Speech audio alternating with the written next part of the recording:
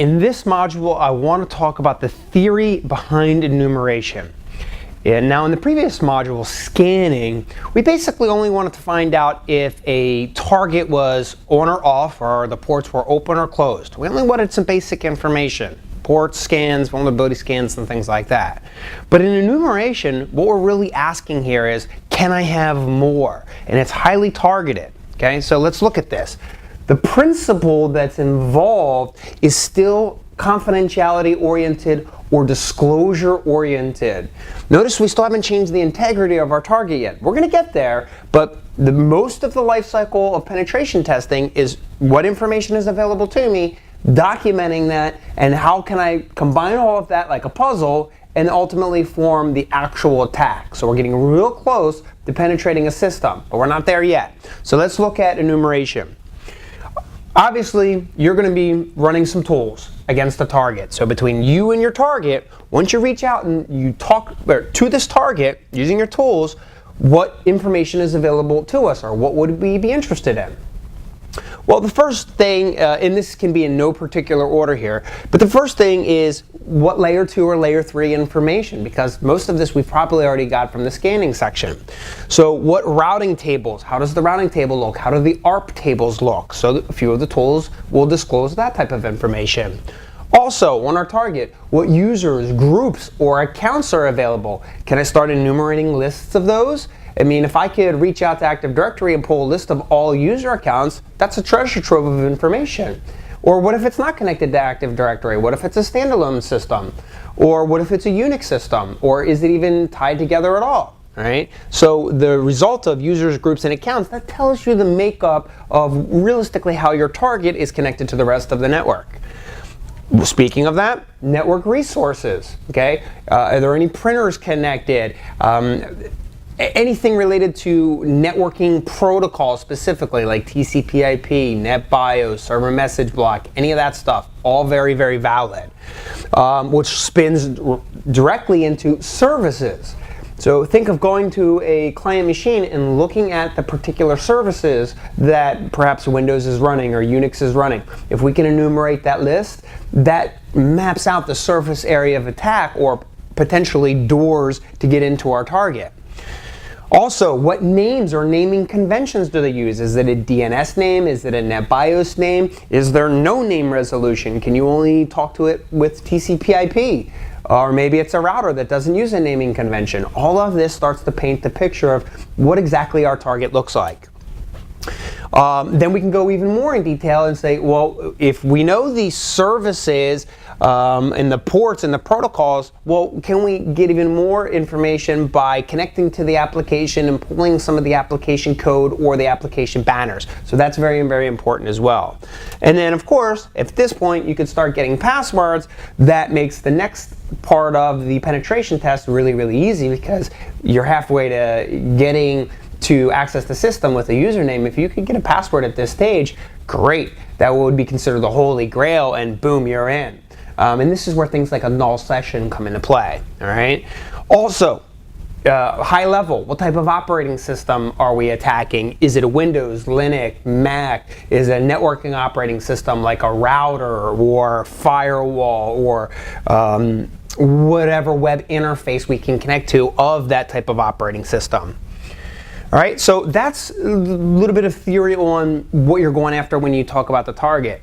Next, I want to talk about how do we connect to this target, and that's where our ports and our protocols come into play. Okay, let's just do the whole thing first. NetBIOS, Simple Mail Transfer Protocol, LDAP or Active Directory, Network Timing Protocol, Server Message Block, and DNS. And Simple Network Management Protocol. All of these together are the basics here. Now remember, there's how many ports? Right? We have up to 65,000 ports in which we can connect to. That's a lot of services. But your 80-20 rule tells us that only a handful of them are going to give us the most information. So this is where we start, because these tend to be the most rewarding in terms of time versus effort. Okay? So NetBIOS, typically only on a Windows system, and there are a handful of systems that still use this. This is a much older protocol, but if we can connect to it and speak the language of NetBIOS, we can get lots of good information here. Mail.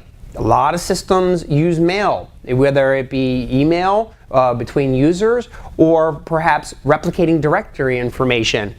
SMTP can work there as well. If there is a directory, what can we get from that directory? And this is where any sort of directory protocol would be fair game. The common ones are LDAP and Active Directory, but remember there's others. You have Novell directory services, or anything that ends in directory services would be fair game under that category. Timing. Is there a timing component? Server message block, very similar to NetBIOS, but nonetheless it's different, and the exploits are, I would consider it in a separate category as well. DNS, this is a little bit more name resolution oriented, which would kind of map to our component of, naming and how do we connect to it, but nonetheless, you can get lots of really, really good information, especially if Active Directory, which would be an internal directory structure, is integrated into an external DNS. If those two talk to each other, Pandora's box opens wide open.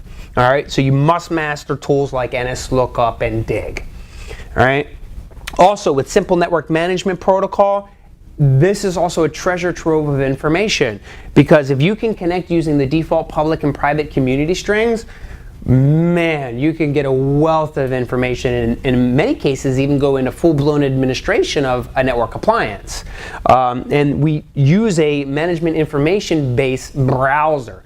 The best way to describe a MIB browser is think a web browser to connect to networking resources, and there's plenty of ones that we'll look at. And then you can summarize all of the protocols with, well, what ports do they respectively talk on. Now I've listed a few here, but it's certainly not limited to this. This is where your typical system administrator tends to break down in the subject of penetration testing, because they may know a few ports and protocols, but the goal of ethical hacking is to be able to find all ports and protocols, quickly look those up, and be able to do something with them. So your common ones, this is where you can play quiz to yourself here. What is port 53? If you were thinking DNS, you're right on. When do we use ports 135, 137, 139, 445? Those are common Windows-oriented ports.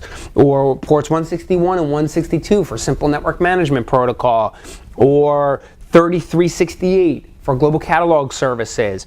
Or 389 for LDAP. Or 3389 for Remote Desktop. And again, there's plenty of derivatives. So if the 3389 for remote desktop's not open, what about other ports like VNC and things like that? Okay, so let's take a step back and let's summarize before we get into the hands-on labs. We're still focusing on confidentiality. We're going to get ready to go change the integrity of our systems coming up here, which is often considered the hack. So between us and our target, we look at routing tables, users, groups, accounts, networking resources, services, names, application banners, and passwords. We want to find out as much as we can about our operating system, and we can attack any protocol or port that is available to us. But now, in the context of enumeration, remember, we want more. We should have enough information at this point to start really getting into how the system is vulnerable, what is offered to us, and how do we actually exploit that target system. Are conventional exploits going to work? Maybe something like Metasploit? Or do we have to go into unconventional methods like social engineering, shoulder surfing, and dumpster diving? All right, so let's go ahead and get started with some hands-on examples.